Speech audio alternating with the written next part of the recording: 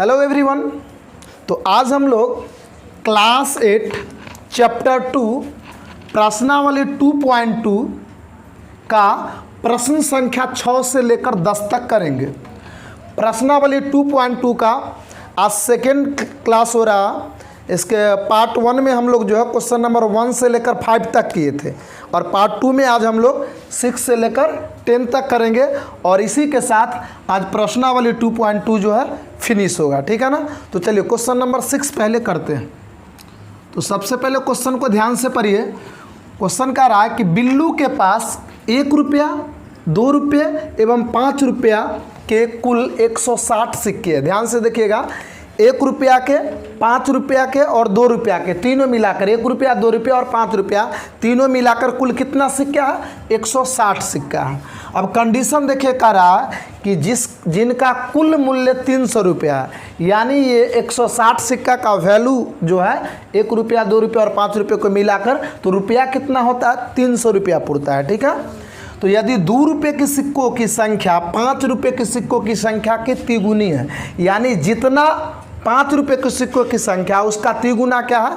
2 रुपये की संख्या। जितना पंटकिया है ना उसका तिगुना 2 टकिया होगा। यानी पंटकिया होगा 10 गो तो 2 टकिया होगा 30 गो, पंटकिया होगा 5 गो तो होगा 15 गो, यानी पंटकिया का तिगुना है 2 टकिया। ठीक है। तो उनके पास प्रत्येक प्रकार के कितने सिक्के हैं आपको बताना है। यानी कुल मिलाकर आपको यह बताना है कि 1 रुपये की कितना सिक्का होगा, 2 रुपये के सिक्कों की संख्या कितना है और 5 रुपये के सिक्कों की संख्या कितना है। ठीक है ना। तो चलिए बनाते हैं। तो सबसे पहले देखिए, यहाँ पे ध्यान से देखिएगा, 2 रुपये के सिक्कों की संख्या 5 रुपये के सिक्कों की संख्या की तिगुनी है। तो यहाँ पर हम मानेंगे, माना कि 5 रुपया के सिक्कों की संख्या बराबर क्या लिखेंगे? x। हमने 5 रुपये की सिक्कों की संख्या को x माने, यानी पंटकिया कितना है? x है। तो इसीलिए 2 रुपया के सिक्कों की संख्या यानी 2 टकिया कितना हो जाएगा? तो क्वेश्चन के हिसाब से जितना पंटकिया उसका तिगुना 2 टकिया, तो पंटकिया को x लेट किया तो x का तिगुना कितना होगा? 3x। अब बच रहा है एक और सिक्का 1 रुपये का, तो लिखेंगे 1 रुपये के, बहुत आसान है स्टूडेंट, सिक्कों की संख्या जो होगा वह हो जाएगा, टोटल सिक्का कितना है? 160। और 160 सिक्का में से यानी टोटल सिक्का में से अगर आप पंटकिया और 2 टकिया दोनों माइनस कर देंगे जोड़ के, तो जो बचेगा वो क्या होगा? 1 रुपये का नोट बचेगा। इसीलिए x + 3x। तो कुल मिलाकर इसको लिख सकते हैं 160 - 4x, यानी इतना मेरे पास 1 टके। ये समझ में आया कि नहीं? यानी 5 रुपये की सिक्कों की संख्या और 2 रुपये की सिक्कों की संख्या को टोटल सिक्का में से घटा देंगे तो जो बचेगा वो 1 रुपये के सिक्कों की संख्या होगा। ठीक है ना। अब चलिए, अब सबका वैल्यू निकालते हैं। तीनों जो सिक्का है उसका वैल्यू कितना रुपया में होता है? 300 रुपया। तो इसीलिए प्रश्न से आप देखिए, तो 5 रुपये की सिक्कों की संख्या x है तो इसका वैल्यू कितना होगा? 5x। अब इसको समझिए, अगर हम पूछ दे आपसे कि 5 रुपये के सिक्कों की संख्या 4 गो है तो कितना रुपया होगा? तो 5 रुपये के सिक्कों की संख्या जो है वह अगर 2 है तो 5 दूनी 10 रुपया होगा। पंटकिया 4 है तो 5 चौके 20 रुपया होगा। पंटकिया 3 है तो 5 तिया 15 रुपया होगा, यानी गुना कर देते हैं। तो 5 रुपये की सिक्कों की संख्या x है तो 5x प्लस जोड़ेंगे, सबका वैल्यू 300 है। अब 2 रुपये की सिक्कों की संख्या कितना है? 3x, तो गुना कर दीजिए, 2 × 3x प्लस 1 रुपये की सिक्कों की संख्या कितना है? तो ये देखिए हमने निकाला है 160 - 4x। ये क्लियर है कि नहीं? सबका हमने वैल्यू फाइंड कर दी और ये सब रुपया को जोड़ने के बाद रुपया कितना पड़ता है? तो 300। बराबर में क्या डालेंगे? 300। अब इसका बस सिंप्लीफाई कर दीजिए, यहाँ पे हो जाएगा 5x, गुना कर देंगे तो 6x, और 1 से किसी नंबर में अगर मल्टीप्लाई करते हैं, गुना करते हैं, तो वही नंबर आ जाएगा। बराबर कितना होगा? 300।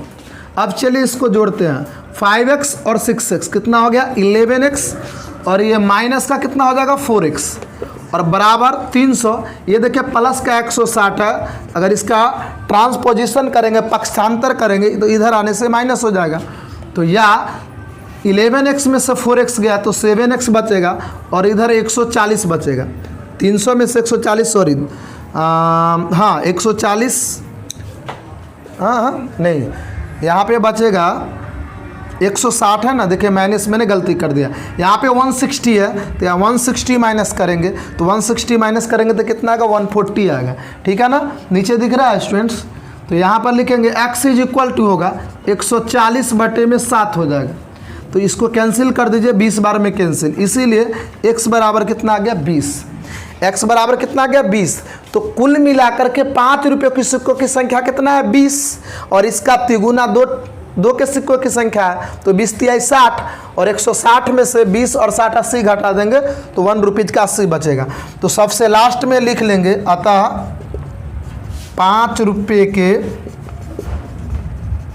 सिक्कों की संख्या बराबर, दिख रहा है स्टूडेंट्स, 5 रुपये के सिक्कों की संख्या क्या निकाले हैं 20, और 2 रुपये के सिक्कों की संख्या कितना हो जाएगा, यहाँ पर देखिए तिगुना है 3x, तो 3 गुने 20 यानी 20 कितना हो गया 60 हो गया, और फाइनली 1 रुपया, तो 1 रुपये के सिक्कों की संख्या कितना हो जाएगा, तो यहाँ पर देखिए 160 माइनस 4 गुने x हमने 20 फाइंड किया, तो 160 माइनस 20 चौके 80 बराबर 80। तो देखिए ये हमारे पंटकिया कितना होगा 20 गो, और दुटकिया कितना है 60 गो, और एक टकिया कितना है 80 गो। तो ये आपका आंसर हो गया। ठीक है ना, आप इसे स्क्रीनशॉट कर लीजिए, स्क्रीनशॉट कर लीजिए और आराम से नोटबुक में इसको नोट कर लीजिए। ठीक है, चलिए अगली क्वेश्चन की ओर बढ़ते हैं इसको। चलिए अब नेक्स्ट क्वेश्चन की ओर बढ़ेंगे। Question number 7। क्वेश्चन नंबर 7, यदि आपके पास बुक है तो क्वेश्चन आप देख लीजिएगा, बहुत ही इंपॉर्टेंट क्वेश्चन सब है। देखिए क्वेश्चन नंबर 7, चलिए क्वेश्चन नंबर 7 का आता है, ध्यान से देखिएगा, बुक में सारा लिखा हुआ है। क्वेश्चन नंबर 7, क्वेश्चन नंबर 7 का आता है कि पिता ने अपने 3 संतानों के बीच अपनी संपत्ति का बंटवारा 1:2, 2:3 के अनुपात में करता है। यानी एक पिता के पास जितना संपत्ति है उसको 3 संतानों के बीच में बंटवारा करता है, तो जो उसका अनुपात है बंटवारा का 1:2 और 2:3 है, और अपने लिए 1 लाख रुपए रखता है, और उसकी कुल संपत्ति जो है वह 2.5 लाख रुपया है। तो बताइए कि प्रत्येक संतान को कितना हिस्सा पड़ा। तो क्वेश्चन नंबर 7 जो है इसमें देखिए लिखेंगे, माना कि 3 संतानों को दिया गया संपत्ति क्रमशः क्या है, 1 अनुपात है तो 1 है तो x, ठीक है ना, और दूसरा 2 अनुपात है 1:2 तो 2x और 3x होगा। देखिए 1:2, 2:3 है तो 1x, 2x और 3x, ठीक है ना, 1x, 2x और 3x तीनों का हो गया। यानी पहला संतान को x, दूसरा को 2x और तीसरा को 3x। ऐसे भी आप इसको लिख सकते हैं, पहला संतान को दिया गया संपत्ति x, दूसरा को 2x और तीसरा को 3x। मैंने एक ही लाइन में कवर किया हूं, ठीक है। तो अब देखिए कुल संपत्ति कितना, कुल संपत्ति जो है वह 2.5 लाख। 2.5 लाख का मतलब कितना होता है, 2 लाख और 50,000, तो 2,50,000 रुपया। इकाई दाएं संग्रह 1000, 10,000, लाख, 2,50,000। अब टोटल संपत्ति इसके पास जो है 2.5 लाख है, लेकिन इसमें से 1 लाख रुपया जो अपने लिए रख लेता है वह, और जो बचता है उसी का डिस्ट्रीब्यूट करता है, उसी को बांटता है संतान के बीच में। तो लिखेंगे चूंकि 1 लाख आए दहाई शंकरा 1000, 10,000, लाख, 1 लाख रुपया अपने लिए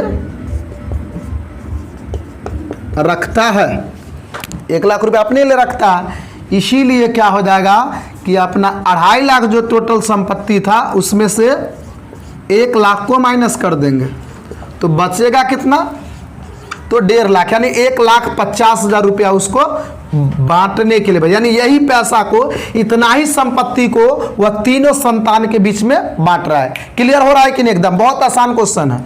तो इसीलिए प्रश्न से पहला को x, दूसरा को 2x और तीसरा को 3x। टोटल संपत्ति किसके इक्वल आएगा? तो 1.5 लाख के ना, 1,50,000 किसको जोड़ दीजिए, 2 1 3 और 3 6x बराबर होगा 1.5 लाख। या x इज इक्वल टू बटे में 6 से काट दीजिए, 25 छक्का 150 30, यानी x का जो हमारे पास वैल्यू आ गया वह कितना आ गया? 25,000 रुपया। x बराबर क्या निकला? 25, यानी पहला जो लड़का को दिया वह कितना दिया? 25,000 रुपया। तो अतः लास्ट में लिखेंगे, अतः पहला संतान को दिया गया संपत्ति कितना होगा? पहला संतान को दिख रहा है कि नहीं स्टूडेंट्स? पहला संतान को दिया गया संपत्ति होगा 25,000 रुपया। कितना होगा? 25,000 रुपया। ठीक है। अब दूसरा संतान को दिया गया संपत्ति कितना हो जाएगा? यहाँ पे देखिए 2x है, यानी इसका 2 गुना, तो 2 गुने 25,000 आई मीन हो जाएगा 50,000। दूसरा को कितना दिया? 50। अब तीसरा देखिए, तीसरा संतान को दिया गया संपत्ति कितना हो जाएगा? तो 3 गुना है, तो 3 गुने 25,000, x का वैल्यू तो 25 है, तो 25 तिया कितना हो गया? 75,000। यानी पहला को दिया 25, दूसरा को 50, तीसरा को 75। इसका अनुपात कर लेंगे, 1:2, 2:3 भी आएगा। जोड़ के भी देख लीजिए, 25,000 और 50,000, 75 और 75, 1.5 लाख। 1.5 लाख रुपया कहीं नहीं उसने बांटा था। तो इस हिसाब से क्वेश्चन नंबर 7 भी खत्म होता है। ठीक है ना। अब अगली क्वेश्चन की ओर बढ़ते हैं, क्वेश्चन नंबर 8 की ओर बढ़ते हैं। आप इसको स्क्रीनशॉट करके नोटबुक में उतार लीजिए। ठीक है। चलिए क्वेश्चन नंबर 8 करते हैं। यदि आप पहली बार हमारी वीडियो को देख रहे हैं तो आप प्लीज़ आप हमारे चैनल को सब्सक्राइब कर लीजिए, क्योंकि इस चैनल पर क्लास 8, 9, 10 की मैथ्स की स्पेशली तैयारी कराया जाता है। इसके अलावा अदर सब्जेक्ट की भी तैयारी होता है। सो आप इसे सब्सक्राइब कर लीजिए और बेल आइकन को भी प्रेस कर लीजिएगा। ठीक है ना। साथ में वीडियो को लाइक भी जरूर कर दीजिएगा। अगली क्वेश्चन की ओर बढ़ते हैं। ध्यान से देखिए क्वेश्चन नंबर 8, ये आपका क्वेश्चन नंबर 8 है। ठीक है ना। कह रहा है कि 11 के लगातार 3 गुणजों का योग 231 है। 11 का गुणज, 11 का गुणज क्या होता है? 11, 22, 11 3 33, उसका टेबल पहाड़ा। 11 का 11, 11 दूनी 22, 11 3 33, 11 चौके 44, 11 5 55। इस तरीके से 11 का गुणज है। कह रहा है कि 11 का 3 लगातार गुणज है। जैसे देखिए 11, 22, 33 ये सब लगातार हुआ, तो लगातार गुणज है, लेकिन वह तीनों को जोड़ते हैं तो 231 आता है, 231। तो बताइए वह तीनों 11 के लगातार गुणज वो कौन कौन सी संख्या है? तो क्वेश्चन नंबर 8 देखिए, माना कि 11 के 3 लगातार गुणज क्रमशः x प्लस 11 और x प्लस 22 है। अब इस चीज को समझिए कैसे हमने माने। पहला गुणज को x माने, अब पहला गुणज जो होगा उसमें अगर 11 जोड़ देंगे तो दूसरा गुणज हो जाएगा लगातार। सोचो कि पहला गुणज अगर 11 है तो 11 में 11 जोड़ दो तो 11 11 22, दोनों लगातार हुआ कि नहीं। और फिर पहला गुणज में 22 जोड़ दो तो 11 22 कितना हो गया? 33। तो 11 22 33 तीनों लगातार हो गया। इसीलिए पहला गुणज को मानेंगे x। आप इसको ऐसे भी लिख सकते हैं, माना कि 11 के प्रथम गुणज जो है वह x है, दूसरा गुणज जो होगा x प्लस 11 और तीसरा गुणज x प्लस 22। तो ये हमारा तीनों गुणज हो गया है। इसीलिए प्रश्न कह रहा कि अब तीनों गुणज का जो योगफल है वो 231 है। तो जोड़ दीजिए x प्लस 11 और x प्लस 22, तीनों को जोड़ दिए कितना हो गया? 231। क्वेश्चन कह रहा अब जोड़ दीजिए x और x कितना हो गया? यह हो गया 3x और 11 और 22 को जोड़ दीजिए कितना होगा? 33 बराबर हो गया 231। ठीक है। या 3x बराबर 231, इधर प्लस 33 है तो इधर बाहर में आएगा तो माइनस का 33 हो जाएगा। या 3x बराबर इसमें से 33 माइनस कर दीजिए, 11 में से 3 गया 8 और 12 में से 3 गया 9 और 1। ठीक है ना। 198 हो गया। और या x बराबर क्या हो जाएगा 198/3, इसको काट दीजिए, 66 बार में कैंसिल हो रहा है, इसीलिए x बराबर कितना निकल गया 66। यानी 11 का पहला गुणज जो हमने x माने थे वो निकल गया 66। तो लास्ट में लिख देंगे आता है 11 के पहला, यानी लगातार पूछ रहा है, गैप नहीं होना चाहिए, पहला गुणज जो होगा वह x माने थे और x कितना निकला 66, पहला 66 हो गया। और दूसरा गुणज कितना हो जाएगा, दूसरा गुणज हो जाएगा आपका x + 11, x हमारा कितना 66 + 11 जोड़ देंगे कितना आ जाएगा 77। अब तीसरा गुणज देखिए, 3 गुणज निकालना था, तीसरा गुणज देखिए तो x + 22 है, तो x का मान हमने कितना निकाला है 66 + 22 यानी कि 88। तो यही वो तीनों देखिए लगातार है कि नहीं, 11 का टेबल का देखिए 11 × 6 = 66, 11 × 7 = 77 और 11 × 8 = 88, यानी 66, 77 और 88 लगातार 11 का गुणज है, ठीक है ना। तो क्वेश्चन नंबर इसी के साथ 8 भी खत्म होता है। अब 2 क्वेश्चन और बच रहा है, चलिए फटाफट इसको स्क्रीनशॉट कर लीजिए, आप नोटबुक में कॉपी में इसको नोट कर लीजिए। अब चलिए अगली क्वेश्चन की ओर बढ़ते हैं।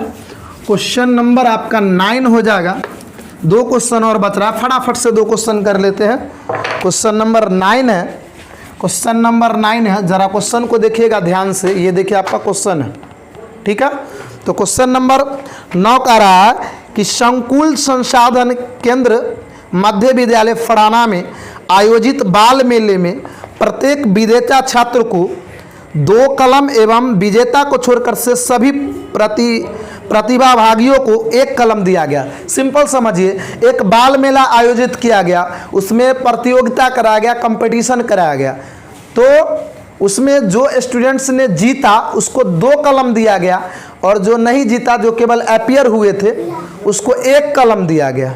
जीतने वाले को 2 कलम और अन्य को 1 कलम, ठीक है ना। टोटल 100 छात्र ने प्रतियोगिता में भाग लिया था, टोटल स्टूडेंट कितना है 100, और 100 छात्रों के बीच 120 कलम बांटा गया। ध्यान से समझिए, 100 छात्रों के बीच 120 कलम बांटा गया।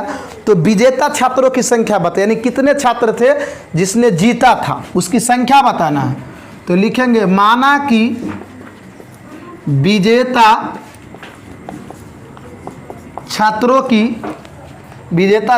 की संख्या, यही भूज का नहीं, विजेता छात्रों की संख्या कितना हो जाएगा x, विजेता छात्रों की संख्या x। तो अन्य कितना होगा बताइए आप ही, तो अन्य छात्रों की संख्या कितना हो जाएगा, टोटल स्टूडेंट कितना है 100, तो उसमें से जीतने वाला x है, तो नहीं जीतने वाला विद्यार्थी कितना होगा, कितना छात्र होगा, तो 100 में से विजेता वाला को माइनस कर देंगे, जो बचेगा वही अन्य छात्र होगा। ध्यान से समझिए, हमको निकालना था विजेता छात्रों की संख्या, तो 100 लिखे, अन्य छात्र क्या हो जाएगा, टोटल छात्र हमारा 100 था, तो 100 - 100 हो गया। क्लियर है।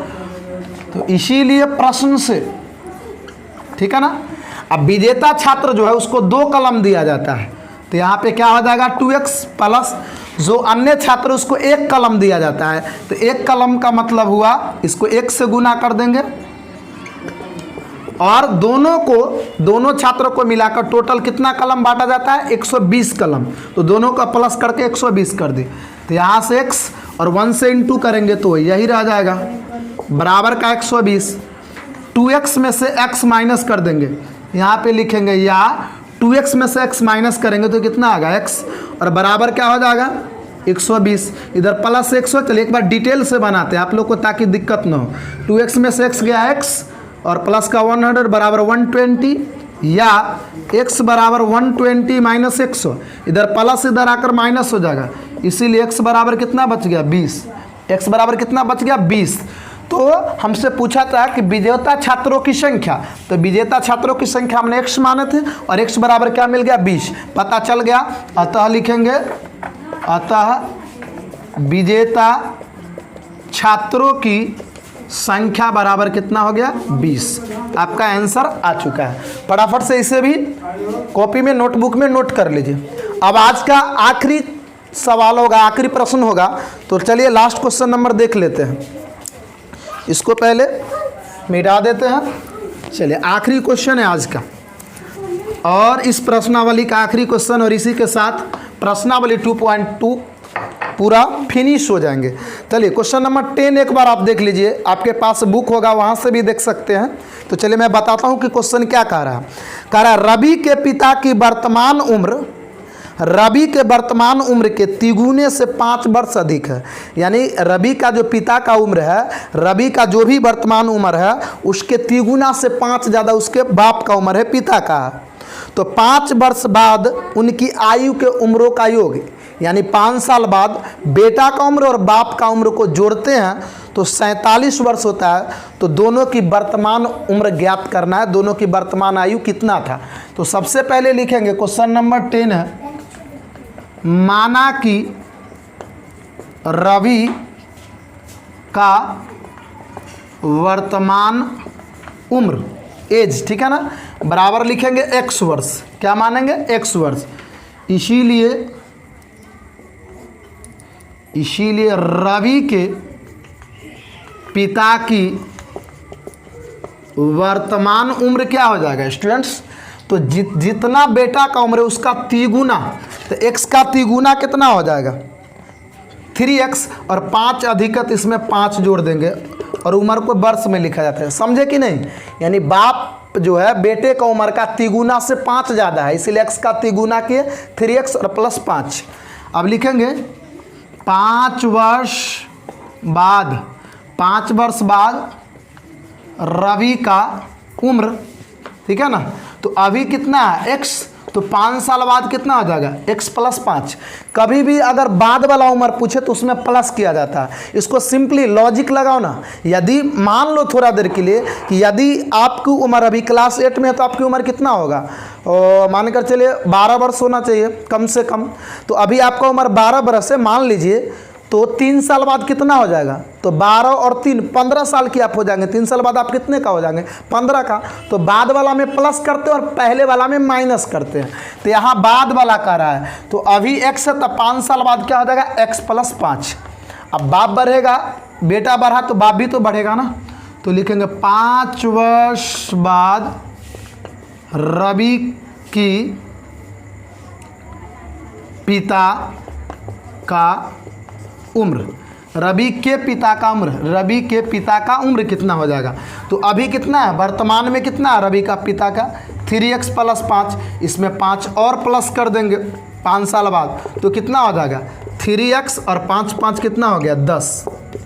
कंप्लीट हो गया।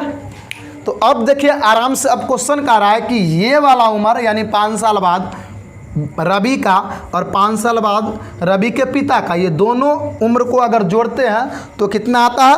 47 वर्ष। इसीलिए अकॉर्डिंग टू क्वेश्चन यानी प्रश्न से दोनों को जोड़ दीजिए। x प्लस 5 प्लस यहाँ देखिए 3x प्लस 10 बराबर कितना हो जाएगा? 47। क्लियर है कि नहीं? एकदम क्लियर है। अब इसको जोड़ दीजिए, x और 3x को जोड़ देंगे तो 4x, और 10 5 को जोड़ देंगे तो 15 बराबर कितना हो गया? 47। या 4x बराबर 47, इधर प्लस 15 है तो इधर आएगा तो माइनस 15। तो या 4x बराबर 47 में से 15 माइनस करेंगे तो कितना आ जाएगा? 32। या x बराबर 32/4, 4 8 32, इसीलिए x बराबर कितना निकल गया? 8। x बराबर क्या निकल गया? 8। तो रवि का वर्तमान उम्र क्या माने थे? x, और x का वैल्यू कितना निकल गया? 8। इसका मतलब रवि का वर्तमान उम्र कितना है? 8 वर्ष है। तो सिंपली आप लिख दीजिए, आता रवि का वर्तमान उम्र बराबर 8 वर्ष, और पिता का क्या होगा? तो इसका तिगुना से 5 ज़्यादा, तो 8 का तिगुना से 5 ज़्यादा कर दीजिए। और रवि के पिता का वर्तमान उम्र क्या हो जाएगा? तो देखिए 3 इंटू एक्स, x हमारा 8 है, प्लस का हो जाएगा 5, तो 8 3 24 और 5 इसको जोड़ देंगे बराबर 29 वर्ष हो जाएगा।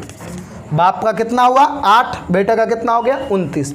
तो इस तरीके से क्वेश्चन नंबर 10 कंप्लीट होता है, ठीक है ना।